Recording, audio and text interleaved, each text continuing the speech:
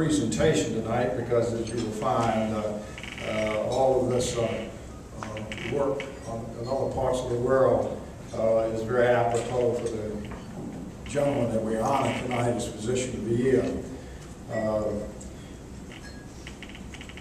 As the firstborn of 8 children, our honoree learned early on how to compete as each child came along to lay claim to yet another portion of his family's love, toys, books, and extra dessert. It was a busy dinner table.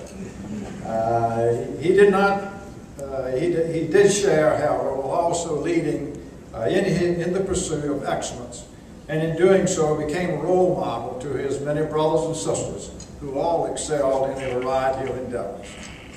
Reared in a traditional Catholic environment in Boston, he inherited the smarts and the ambition to breeze from high school through Holy Cross College and on to medical school at the University of Vermont, where he also completed his fellowship in cardiology. It was there that he met and married a cardiology professor's daughter, who at the time was dancing for the National Ballet of Canada. Lisbeth not only fell for him, but also for medicine, and finished medical school the year he completed his fellowship.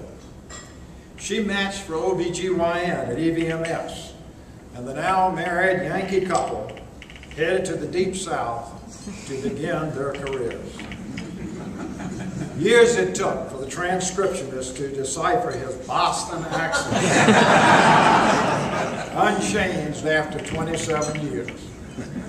Trained in both invasive techniques and nuclear cardiology, it did not take long for him to successfully establish a catheterization laboratory at the beach and the premier nuclear cardiology program in the area. With this solid base, he led the push to bring cardiac surgery to the beach, establishing the hospital as a center for tertiary care. What began in 1982 as a practice duo quickly grew to 8 with the merger with the Bartel-Hartman Group in Norfolk. And today, that group, known as Cardiovascular Associates, has grown to 20 cardiologists in Virginia Beach, Norfolk, Chesapeake, and now in Williamsburg.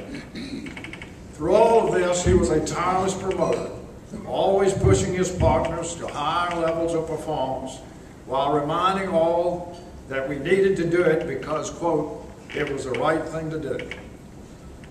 Though his passion and zeal to succeed at the quest at hand may have ruffled the feathers of some of his partners, there was never a time where his integrity was questioned or his moral compass ever off course. No one in that group worked harder or more willingly stepped up to the plate when an extra effort was needed. His work ethic was a role model for all. All of his family grew up sailing from an early age in Boston Harbor, and the waters of the Chesapeake Bay provided him with the venue to release his competitive temperament to win the race.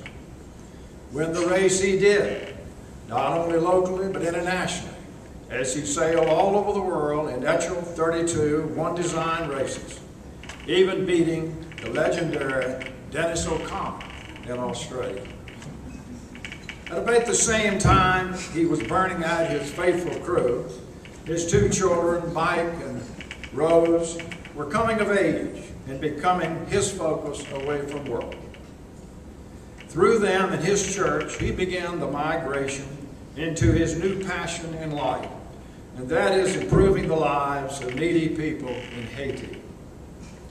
He and Lisbeth joined with Partners in Health in an effort first to build a school in an impoverished village in Haiti and bring immunizations to the children. That effort grew into a successful project to bring safe drinking water to villages up and down the mountain, and just recently that water began to flow in an 8-inch PVC pipe rather than down an open stream contaminated by man and beast.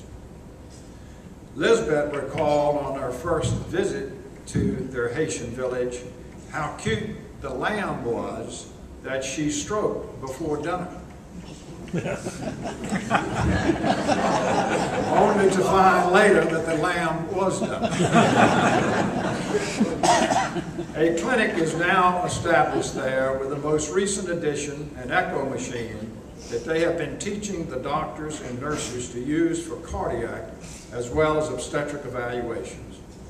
Service to mankind is a family tradition with the Kennesons, with micro-fitting Haitians with inexpensive eyeglasses and Rose scouring the East Coast for wheelchairs and crutches for the disabled Haitians. At the annual meeting of the Medical Society of Virginia in the fall, Lisbeth and John were honored with the Service on Behalf of the International Community Award for their work in Haiti.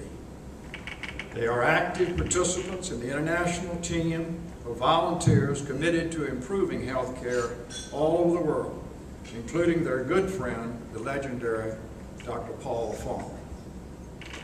When the tragic earthquake struck last Tuesday, Lisbeth was hosting an ultrasound seminar in Haiti at a hospital only 40 miles from the epicenter of that quake. She is here tonight, fortunately, having been brought out of that dilemma that she was in, and is here to share that experience. More limited in scope but important locally is the Norfolk Academy Medical Externship Program, which he helped organize 4 years ago. This program is dedicated to bringing high school students inside the ropes of healthcare delivery in hopes of firing their imagination for becoming physicians.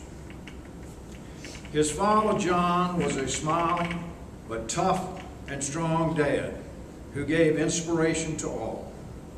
Sadly, he passed away last year and would have been so proud to be here tonight. However, his mother, the great nurturer of the large family, is here along with his 2 children and a brother. Son Mike graduated from UVA last year and is serving as a scribe in the ER at UVA while awaiting entrance into medical school in the fall.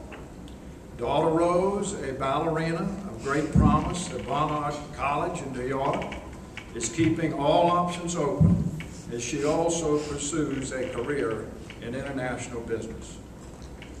For years, the family van had inscribed on the side an imposing list of the many places the family had visited.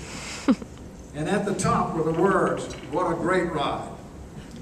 And so it is and will continue to be for this man of innovation and passion as he continues his journey both here and there. John Kruger would consider this year's recipient as the mold to use to create others, and it is a great honor for me to present the 2009 Physician of the Year Award to Dr. John Gerard Kempson.